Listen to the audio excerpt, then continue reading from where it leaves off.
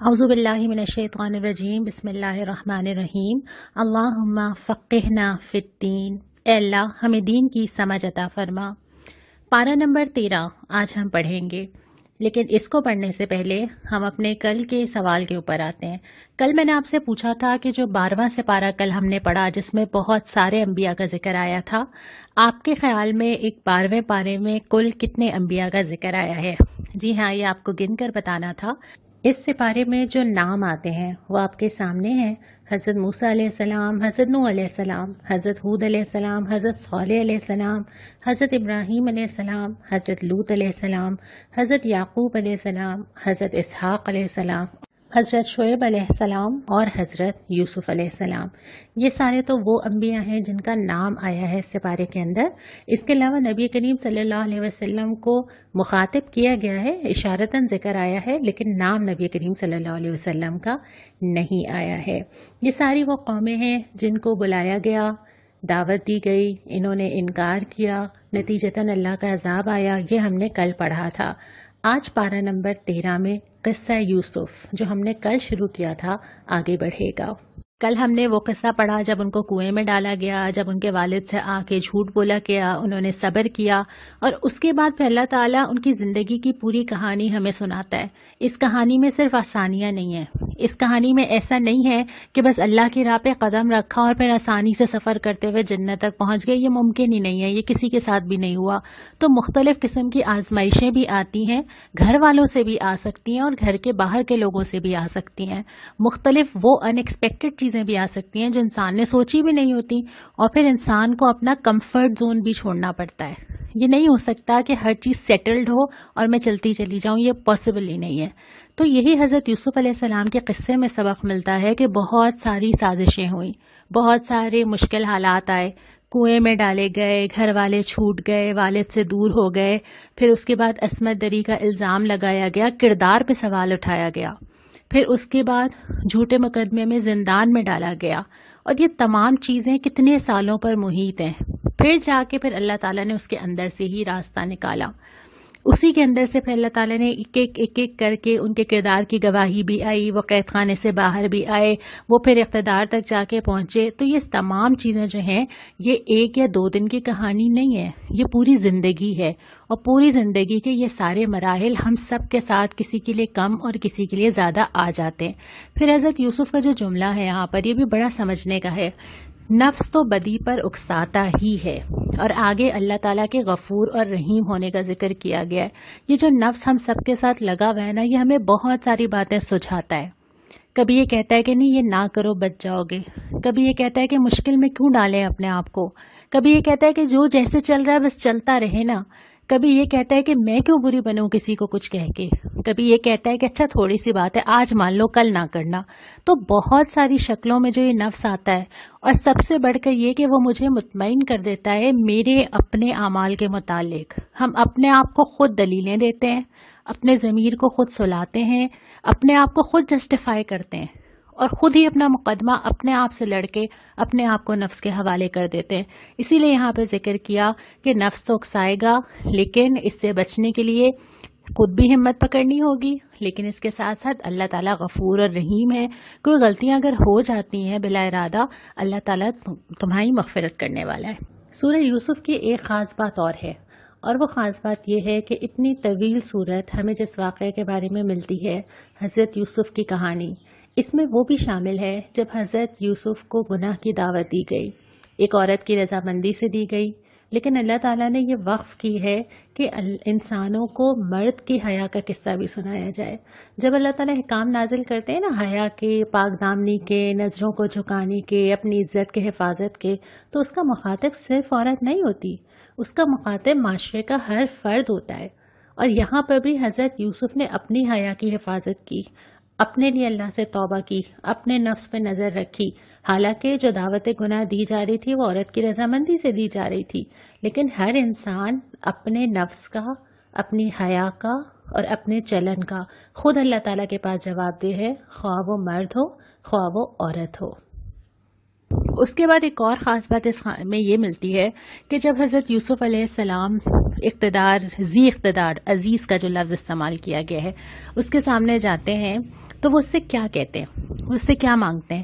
وہ کہتے ہیں کہ مجھے خزانے کی کنجیاں دیجیے، کیونکہ میں علیم بھی ہوں اور حفیظ بھی. دو چیزیں مینشن کرتے ہیں. علیم جاننے والا، علم رکھنے والا، یعنی میرے اندر صلاحیت ہے، اور حفیظ حفاظت کرنے والا، اس کو امانت سمجھنے والا، یعنی میرے اندر صلاحیت ہے. یہ دو چیزیں چاہیے ہوتی ہیں کہ آپ کتنے کیپیبل ہیں اور آپ کتنے ٹرسٹ وردی ہیں. آپ کے اندر کتنی یہ چیز ہے کہ آپ پہ امانت رکھوائی جائے یا آپ کے حوالے کی جائے، یا اگر کوئی اقتدار آپ کو دیا جائے تو آپ اس کی حفاظت بھی کریں گے اور آپ اس کو جانتے ہیں کہ آپ نے اس کو کیسے استعمال کرنا ہے. تو یہ دو چیزیں کم از کم ضرور دیکھنی چاہیے جب آپ کسی کو بھی اقتدار کے لیے منتخب کریں، کہ اس کے اندر صلاحیت تو ہونی ہی چاہیے لیکن صالحیت بھی ہونی چاہیے، اللہ کا خوف بھی ہونا چاہیے، اللہ سے تعلق بھی ہونا چاہیے، کیونکہ اگر وہ چیز نہیں ہوگی تو صلاحیت کا دنیا کو کوئی فائدہ نہیں ہوگا. پھر اگلی چیز ہم آگے مراحل دیکھتے چلے جاتے ہیں کہ حضرت یوسف کے بھائی غلہ لینے، قحط کا زمانہ تھا، غلہ لینے آتے ہیں. حضرت یوسف تدبیر کرتے ہیں، اپنے چھوٹے بھائی کو روک لیتے ہیں اور پھر یہ فرماتے ہیں کہ اپنے والد کو لے کر آؤ. آخر کار پھر حقیقت کھل جاتی ہے اور پھر حضرت یوسف کا وہ خواب پورا ہوتا ہے کہ ان کے تمام اہل و عیال ان کے سامنے موجود ہوتے ہیں اور اس وقت جو ہے وہ اقتدار حاصل کر چکے ہوتے ہیں. پھر اس کے بعد ہم آتے ہیں پارہ نمبر 13 ہی کے دوسرے ربع کے اوپر. بتایا جاتا ہے کہ جو میں نے ابھی بھی آپ سے بات کی کہ حق کی مخالفت کوئی نئی چیز نہیں ہے، حق کی مخالفت رہی ہے اور ہمیشہ رہے گی، چھوٹے لیول پہ ہو یا بڑے لیول پہ. تو اس کے لیے اپنے آپ کو تیار رکھنا چاہیے. دوسری بات یہ کہ جو قصے سنائے جا رہے ہیں یہ بطور قصہ نہیں سنائے جا رہے، یہ صرف اس لیے نہیں سنائے جا رہے کہ ہم واہ واہ کریں، عقیدت کا مظاہرہ کریں. ہر قصہ ایک لیسن ہے اور ہر قصے کے اندر اپنی زندگی گزارنے کے لیے ہدایات ملتی ہیں اگر اس کو اس نظر سے پڑھا جائے. تو یہاں تک پھر یہ قصہ مکمل ہوتا ہے اور سورہ رات کا آغاز ہوتا ہے. سورہ رات مدنی سورت ہے اور آج کل کے حالات میں اگر آپ اس سورت کا مطالعہ کرتے ہیں، میں آپ کو ریکمینڈ کروں گی کہ آپ ضرور اس کا ترجمہ پڑھیں. بہت ساری چیزیں آپ ریلیٹ کر لیں گے. شروع ہوتا ہے اللہ تعالیٰ ہر چیز سے باخبر ہے، ان چیزوں سے بھی جو تمہیں نظر آتی ہیں، جو تمہیں نظر نہیں آتی. اللہ جانتا ہے کہ حاملہ کے پیٹ میں کیا پرورش پا رہا ہے. اللہ چاہتا ہے کہ کون کہاں کیا کر رہا ہے. یہ ساری چیزیں مجھے اور آپ کو تو نظر نہیں آتی نا، ہم تو نہیں جانتے. ہم تو معلوم لگا لیتے ہیں کہ کیا ہو رہا ہے. ہم تو ہنٹ سے، نشانیوں سے، بادلوں سے، بارش ہوگی یا نہیں ہوگی، بیٹا ہوگا یا بیٹی ہوگی، یہ ساری چیزیں تو ہم اندازے لگاتے ہیں، ہمیں معلوم نہیں ہوتا. یا ہم ترقی اتنی کر چکے ہیں کہ ہم جھانک کے دیکھ لیتے ہیں، پریڈکٹ کر لیتے ہیں. اللہ ہر چیز سے باخبر ہے. اور اس کے بعد بتایا کہ اللہ کسی قوم کی حالت نہیں بدلتا جب تک وہ اپنے اوصاف کو خود نہیں بدل دیتی. یعنی یہ لوگوں کے اپنے اوپر ہوتا ہے. ایک اور حدیث بھی ہمیں ملتی ہے نا، اعمالکم اموالکم، جیسے تمہارے اعمال ہوں گے ویسے ہی تمہارے حکمران ہوں گے. تو بہت ساری چیزیں جو کسی قوم کو بحیثیت قوم پیش آ رہی ہوتی ہیں، ایز اے نیشن پیش آ رہی ہوتی ہیں، وہ اس کے اپنے اعمال کا نتیجہ بھی ہوتا ہے. کہ اگر پوری قوم ہی کرپٹ ہو تو اللہ تعالیٰ کرپٹ حکمران ہی دے دیتے ہیں. تو جہاں وہ رہنا چاہتی ہے، جیسا وہ کرنا چاہتی ہے، اللہ تعالیٰ اس کے لیے وہی اسباب بناتے چلے جاتے ہیں. تو اس میں ایک بات تو یہ ہے کہ اجتماعی طور پہ ہمیں کوشش کرنی چاہیے کہ ہمارا سسٹم اللہ تعالیٰ کی اطاعت پر چلے، لیکن اس کے ساتھ ساتھ ہمیں اپنی انفرادی زندگیوں پہ بھی بہت توجہ دینے کی ضرورت ہے. دونوں چیزیں ساتھ ساتھ چلتی ہیں اور دونوں چیزیں ایک دوسرے کو افیکٹ کرتی ہیں. کسی ایک کو بہتر کر کے اور کسی ایک کو نظر انداز کر کے آپ نتیجہ حاصل نہیں کر سکتے. میری انفرادی زندگی کتنی عبادت گزارو، باہر اگر نہیں ہوگی، کیا میں باہر نہیں جاؤں گی؟ کیا میرے بچے باہر سے انفلوئنس نہیں ہوں گے؟ کیا باہر سے بہت ساری چیزیں سیکھ کر نہیں آئیں گے؟ اور اگر باہر بہت نیکی ہوگی، میرے گھر میں نہیں ہوگی تو وہ ٹیمپریری ہوگی، پھر اس کے اثرات تو نہیں پڑیں گے گھر کے اندر. تو مجھے دونوں چیزیں چاہیے، دونوں چیزیں ملتی ہیں تو میرے لیے دین پہ چلنا آسان ہو جاتا ہے. اس کے بعد فرمایا کہ تمہارے رب کو پکارنا ہی برحق ہے. اور آخر میں یہ کہ ہدایت سے سیراب ہونے والوں کی مثال دی ہے کہ اللہ نے تو جیسے بارش برسا دی. شروع میں بھی سورہ بقرہ میں ہدایت کو بارش کہا گیا تھا. بارش برسا دی، وہ ہر طرف گر رہی ہے. آپ ذرا ویژلائز کریں، آنکھیں بند کر کے سوچئے، ہر جگہ بارش گر رہی ہے. گرتی ہے نا، کچھ جگہوں پہ نہیں گرتی. کوئی زمین سخت ہوتی ہے، اس کو فرق ہی نہیں پڑتا، بہہ گئی بارش. کچھ زمین ایسی ہوتی ہے تھوڑا سا پانی ہو خوشبو مہک اٹھتی ہے. کچھ زمین ایسی ہوتی ہے جو فصلیں اگل دیتی ہے. زمین کا فرق ہوتا ہے، بارش ایک ہی ہوتی ہے. اسی کی مثال ہمیں پہلے دی گئی تھی کہ ایک ہی مثال سے بہت سارے لوگ گمراہ ہو جاتے ہیں. قرآن کی آیتوں سے بہت سارے لوگ گمراہ ہو جاتے ہیں۔ اسی طرح یہاں پر بھی یہی مثال ہے کہ اللہ نے تو آسمان سے بارش اتاری تھی، سب کے لیے ایک جیسی تھی، ہر ایک اپنے ظرف کے مطابق لے کے چلا۔ جس نے جتنا ایبزارب کرنا تھا نا، جس کے اندر جتنی گنجائش تھی اتنا اس نے ایبزارب کیا، اور وہ بھی وہ کرے گا جس کے دل میں جگہ ہوگی۔ اگر میں نے اپنے دل کے اندر بہت ساری اور چیزیں بھری ہوئی ہیں، بہت ساری اور محبتیں بھری ہوئی ہیں، بہت سارے اور خیالات، شک، فتنے، بہت کچھ بھرا ہوا ہے، نیکی کو اندر جانے کے لیے جگہ چاہیے، اس دل کو خالی ہونا چاہیے ان تمام چیزوں سے۔ جب یہ کہا گیا نا کہ یہ قرآن ان لوگوں کے لیے ہدایت ہے جن کے دل میں شک نہیں ہے، تو اپنے دل سے کچھ چیزوں کو باہر نکالنا ہوگا تاکہ نئی چیزوں کی جگہ بنے۔ تو اسی کی مثال یہاں پہ دی ہے کہ ہر ایک اپنے ظرف کے مطابق اس قرآن سے فائدہ اٹھاتا ہے۔ اور ایک اور جملہ بھی آیا تھا، وہ یہ تھا کہ سیلاب میں جس طرح ہلکی چیزیں جھاگ بن کے اوپر آ جاتی ہیں نا، جن کی ورتھ نہیں ہوتی، بہت لگتی ہیں، جھاگ ہے، پرومیننٹ ہے، لیکن ٹیمپرری ہوتی ہیں، اسی طرح کچھ لوگ ہوتے ہیں ان کے اعمال ایسے ہی ہوتے ہیں، لگتا ہے کہ بہت زیادہ ہے لیکن قدر نہیں ہوتی، اللہ تعالیٰ کے پاس وزن نہیں ہوتا۔ کچھ لوگ ایسے ہوتے ہیں تھوڑی سی چیز بھی لائیں اس کی اللہ تعالیٰ کو بہت ویلیو ہوتی ہے، اللہ کے لیے وہ بہت امپورٹنٹ ہوتی ہے ان کی نیت کی وجہ سے۔ تو یہ دیکھنا بہت ضروری ہے کہ ہمارا عمل بے شک تھوڑا ہو، استقامت کے ساتھ ہو، خالص نیت کے ساتھ ہو، صرف اور صرف اللہ کے لیے ہو۔ پھر ہم تیسرے ربع کے اوپر آ جاتے ہیں۔ یہاں پہ اللہ تعالیٰ نے ان لوگوں کا ذکر کیا ہے جو نصیحت کو قبول کرتے ہیں۔ یہ کون سے لوگ ہوتے ہیں؟ یہ صفات کتنی دفعہ ہم پہلے پڑھ چکے ہیں نا۔ یہ وہ لوگ ہوتے ہیں جو اللہ کے عہد کو پورا کرتے ہیں، روابط کو برقرار رکھتے ہیں، اور یہ وہ روابط ہیں جن کو اللہ تعالیٰ نے جوڑا ہے۔ یہ جو رشتے ہمارے ہیں نا، ہمارے لیے فرینڈ سرکل میں موو کرنا آسان ہے، رشتہ داروں میں مشکل ہے۔ کیوں؟ اس لیے کہ وہ میری زندگی کا ہر چیپٹر نہیں جانتے، ان کو یہ نہیں پتا کہ میں جو آپ کو پکچر دکھا رہی ہوں یا میرا جو فیس ان کے سامنے ہے، اس کے پیچھے میرے معاملات کیسے ہیں۔ میرے لیے آسان ہے کچھ دیر کے لیے ملوں، اپنا بیسٹ دکھاؤں اور پھر رخصت ہو کے اپنے گھر میں آ جاؤں۔ جو رشتہ دار ہوتے ہیں ان کو پوری میری فیملی ہسٹری، میرا بیک گراؤنڈ، میرے موڈز، ہر چیز پتہ ہوتی ہے، پھر فرینکنس کا لیول الگ ہوتا ہے۔ تو میرے لیے تو وہ والی چیز آسان ہے۔ اللہ کے لیے زیادہ امپورٹنٹ وہ ہے، وہ رشتے جو اللہ نے بنائے ہیں، جو اللہ نے جوڑے ہیں، اور اللہ چاہتا ہے کہ ان کو جوڑا جائے۔ اسی لیے نبی کریم صلی اللہ علیہ وسلم نے فرمایا کہ جو انسانوں سے ملتا ہے، لوگوں سے ملتا ہے اور صبر کرتا ہے، وہ اس سے بہتر ہے جو لوگوں سے قطع تعلق کر لیتا ہے یا ملنا چھوڑ دیتا ہے۔ تو یہ ہمارے مذہب کا حصہ نہیں ہے کہ میں لوگوں سے نہ ملوں تو میری لائف اچھی ہوگی۔ ہمارے مذہب کا حصہ یہ ہے کہ میں لوگوں سے ملوں، ان کی برائی کو بھلائی سے دفع کروں، صبر کروں، درگزر کروں، احسان کا معاملہ کروں۔ یہ سب کچھ میں اس وقت کروں گی جب مجھے معلوم ہوگا کہ مجھے ان ریٹرن لوگوں سے کچھ ملے نہ ملے، مجھے اللہ سے ملنا ہے۔ اور جب آپ اللہ کے لیے کرتے ہیں تبھی آپ کے اندر اتنا صبر، اتنا برداشت، اتنا احسان آتا ہے کہ آپ تمام چیزوں سے پیشنس سے، صبر سے ڈیل کر لیتے ہیں۔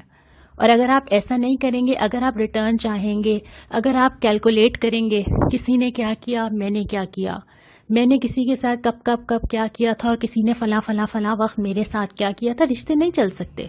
تو جو اللہ کو راضی کرنا چاہتا ہے نا، اس کے پاس ایک کیلکولیٹر نہیں ہوتا۔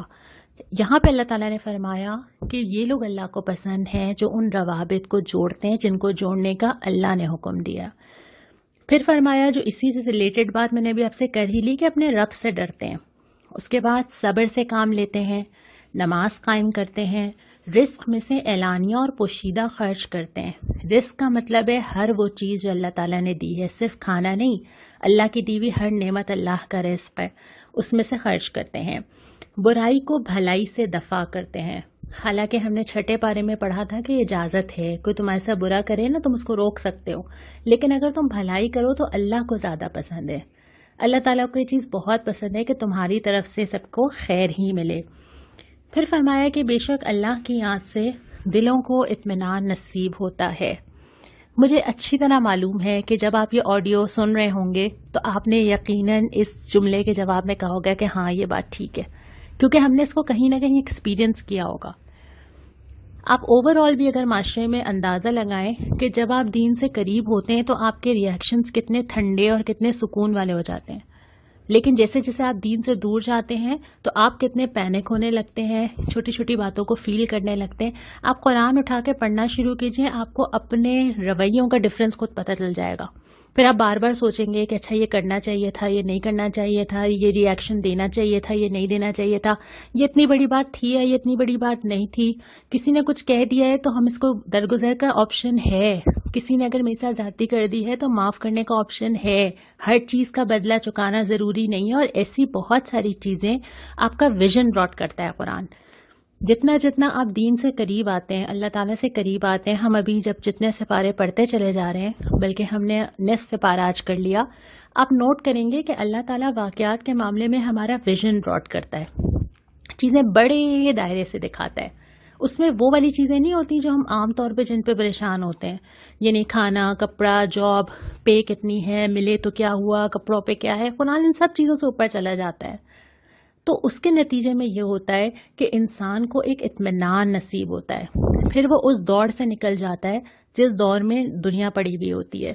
بہت ساری دوڑ ہیں، آپ اچھی طرح جانتے ہیں کہ جس چیز میں لوگ کھپتے ہیں، جس چیز میں لوگ پینک ہوتے ہیں، پریشان ہوتے ہیں، ایون ایک سوٹ اگر صحیح نہ سل جائے تو لوگ ڈپریشن میں چلے جاتے ہیں۔ جب انسان ان ساری چیزوں سے اوپر اٹھ جاتا ہے تو پھر وہ اتنا ڈپریسڈ اور سٹریس نہیں ہوتا، تو اللہ کی یاد سے دلوں کو اطمینان نصیب ہوتا ہے۔ اور پھر آخر میں اس ربا کے سورہ ابراہیم یعنی ایک مکی سورت کا آغاز ہوتا ہے۔ اس آغاز میں ایک بہت سمجھنے کی بات ہے، انبیاء کے قصے بھی آتے ہیں اور یہ جملہ بھی آتا ہے کہ اللہ ہی پہ اہل ایمان کو بھروسہ کرنا چاہیے، اللہ ہی پہ توکل کرنا چاہیے۔ یہاں پہ خاص طور پہ شروع کی ہی چند آیات میں توکل کا لفظ 3 دفعہ ہے، یعنی زندگی کے جو سارے فیزز ہوتے ہیں نا، اس میں آپ احتیاطیں جتنی بھی کر لیں، اب کیا کر لیں گے، آخر میں آپ کو ضرورت پڑتی ہے اللہ تعالیٰ کی ہیلپ کی۔ آپ کو چاہیے ہوتا ہے کہ آپ کے سپورٹر کون ہے، آپ کی بیک پہ کون ہے، سارے معاملات میں صحیح ہوتا ہے، ہم سارے کام کر رہے ہوتے ہیں لیکن ہمیں ایک آدمی ضرور چاہیے ہوتا ہے جو ہماری سنے، جس سے ہم اپنی باتیں کریں، جس کے سامنے ہم اپنے پرابلمز بتائیں، جو ہمارا خیر خواہ ہو، جو ہمیں پتا ہو کہ ہماری بیک پہ کھڑا ہے، وہ اللہ تعالیٰ ہے۔ تو اللہ ہی پہ مومنین کو توکل کرنا چاہیے۔ اور اس کے بعد پھر فرمایا کہ جب فیصلہ چکا دیا جائے گا، ایک وقت تو ایسا آئے گا نا، اس وقت کیا ہوگا، 2 لوگوں کا یہاں پہ ذکر کیا ہے کہ انسان دیکھے گا ادھر ادھر کہ 2 لوگ کون سے ہیں۔ پہلے وہ ان لوگوں کو پکارے گا جو بڑے بنتے تھے، کسی کو بزرگ کو عبادت شروع کر دی، کسی کو پیر بنا لیا، آباء و اجداد کی ماننا شروع ہو گئے، تو انسان چاہے گا کہ جو میری غلطیاں نا میں اس کے اوپر ڈال دوں، اور وہ کہے گا کہ تم تھے نا، تم نے ہمیں غلط بہکایا تھا نا، تم نے ہمیں غلط گائیڈ کیا تھا نا۔ تو وہ لوگ کہیں گے کہ ہمیں کیا پتا، ہمیں معلوم ہوتا تو ہم خود سیدھے راستے پہ نہیں چلتے، ہمیں تو کچھ نہیں پتا تھا کہ سیدھا راستہ کیا ہے۔ تو وہ تو ہاتھ اٹھا لیں گے، پھر انسان دوسرا شکار ڈھونڈے گا، اور وہ پھر شیطان سے کہے گا، شیطان سے کہے گا کہ تم ہی تو ہو، تم نے ہی تو مجھے بہکایا تھا۔ تو شیطان کیا کہے گا، میرا زور تھوڑی تھا تمہارے اوپر، میں نے کوئی ہاتھ تھوڑی اٹھایا تھا تمہارا، میں نے کوئی قدم تھوڑی اٹھائے تھے تمہارے، وہ تو تم خود تھے، میں نے تو صرف ایک ذہن میں تمہارے خیال ڈالا تھا، میرا زور تمہارے اوپر نہیں تھا۔ تو ایٹ دی اینڈ جو رسپانسبلٹی اٹھانی ہے نا اپنی، وہ اب خود ہی اٹھانی ہے، آپ کسی اور کے اوپر نہیں ڈال سکتے۔ اور اس کے بعد فرمایا کہ کلمہ طیبہ ایک شجر ہائے سایہ دار ہے۔ کلمہ طیبہ اور کلمہ خبیثہ 2 چیزوں کا ذکر کیا ہے۔ کلمہ طیبہ سے مراد ہے اللہ کا رجوع، لا الہ الا اللہ محمد رسول اللہ۔